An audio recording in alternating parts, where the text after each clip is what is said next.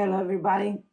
So, today is the day when we start blogging, and I say we because sometimes you'll get to see my daughter because we are currently building two businesses together. So, many people ask me about my daily routine, and I'm here to talk about not only about my daily routine but also about my weekly routine. So each day starts the same, me drinking water and of course coffee from my special mug. Change begins at the level of action. Doing some makeup because some nights are a little bit harder than others. Last night we stay up to late. You get to see also to hear it also in my voice. So if I have to speak about my weekly routine, I think it's a better term to use. I just want to stress the fact that starting year and a half, I don't have in my calendar meetings with my customers. I don't have any kind of appointments Monday and Friday, not at all. Friday, it might be sometimes an exception or two, but it's rarely. This week it'll be an exception because by the end of the week we have to deliver a project and we have to go to our client site and we need to talk to him about what we have done about the project. And it's going to be a fun talk because it's going to be a getaway. We are going somewhere up in the mountain. We're going to have also a little bit of fun. It's going to be like a meeting slash team building slash chillax. So I think it's going to be a good Friday and a good Saturday. Monday, I don't have appointments with my customers. All I do is administrative work, scheduling, follow-ups, answering emails, and so on. Tuesday, Thursday, and Friday, I have appointments with my customers. I have meetings.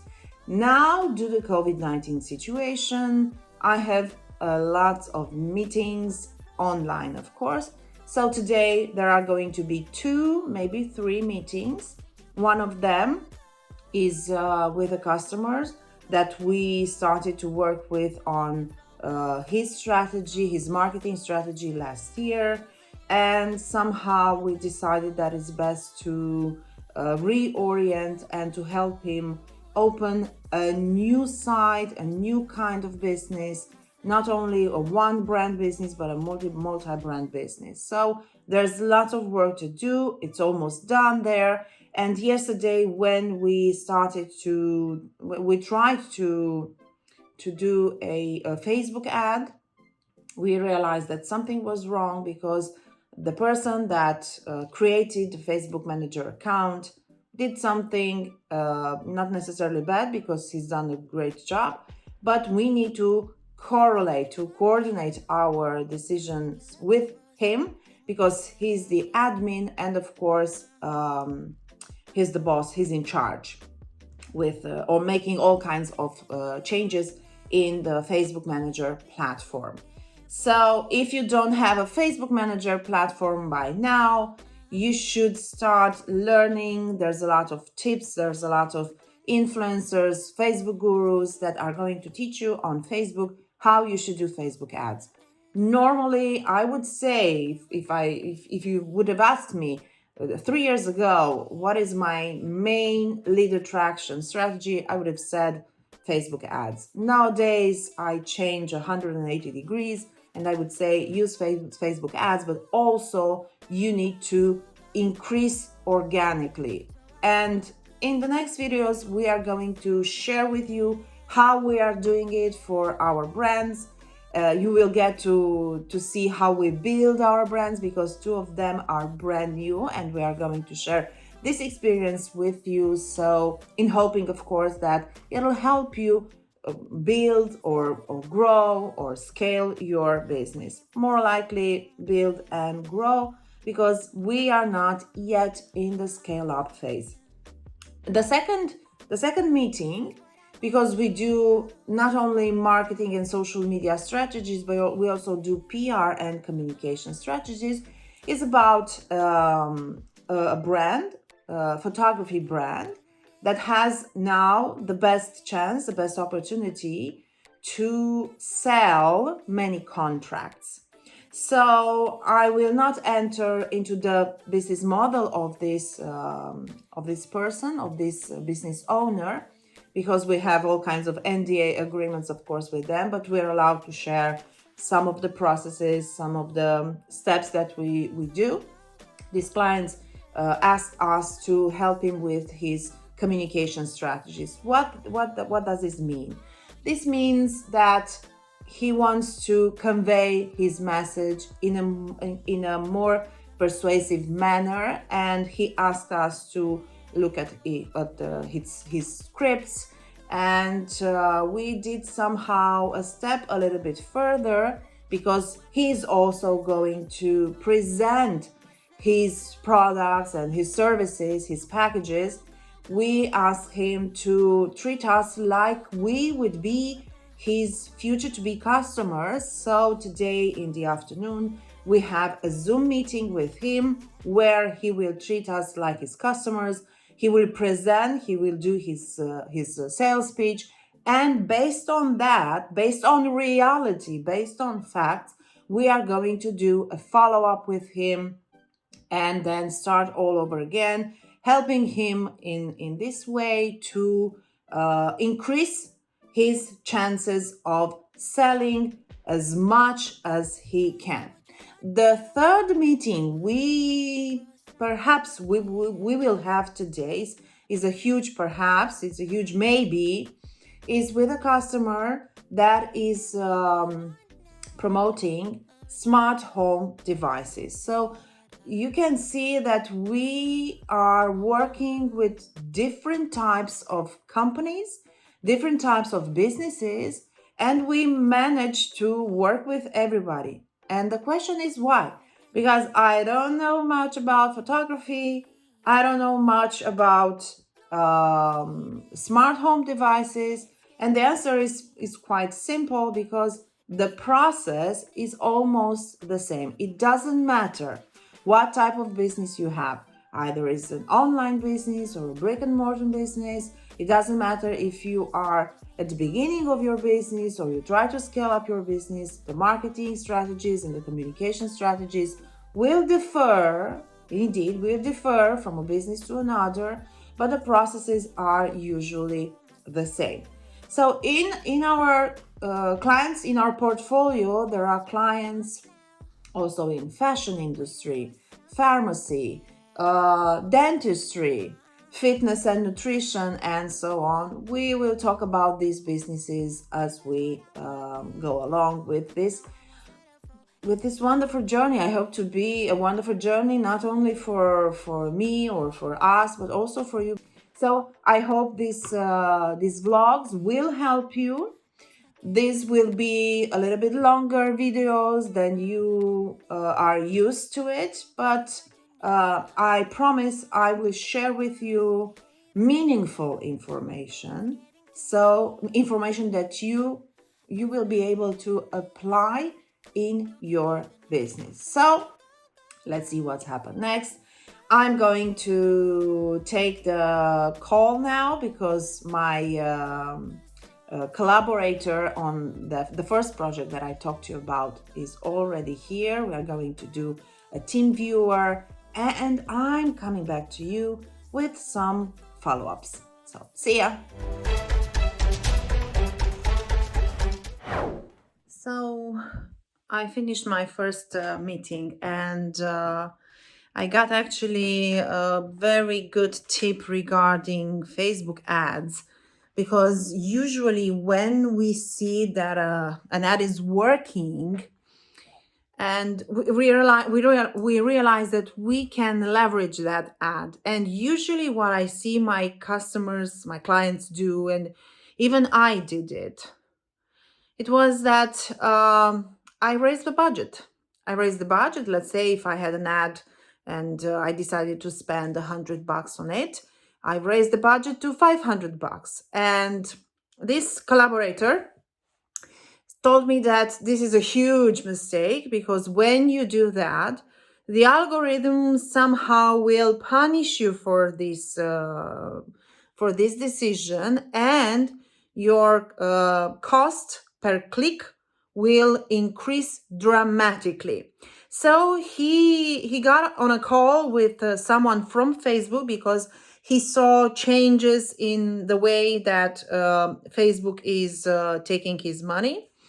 And that guy from Facebook, who he was talking to, told him that he should never increase his budget with more than 25%. So this is a huge tip. As long as we do these small increases on our Facebook ads budget, Facebook will not take more money from us. So that's the takeaway for this meeting, at least for me, and I'm hoping that is going also to be for you. And in roughly 40 minutes, we have the other meeting. Hopefully, I have new insights for you. So bye for now.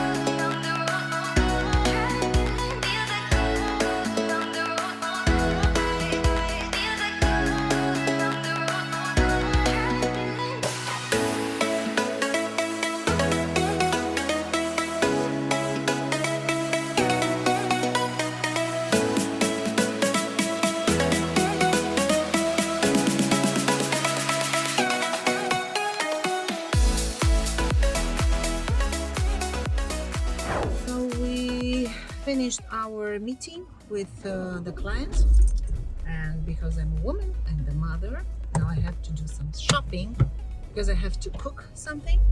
But before going for shopping, I just wanted to share a few things, as you will get to see in the footage that we made with the client.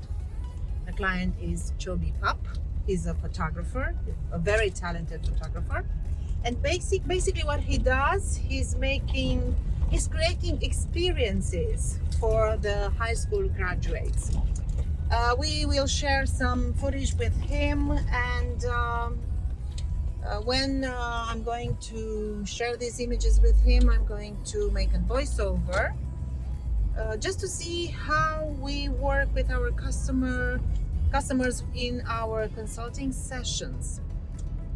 What I want you to remember from this session is the fact that when we try to sell something to our audience, we do not exist. Yeah, I know you want to make money, you want to sell your stuff, your products, your services.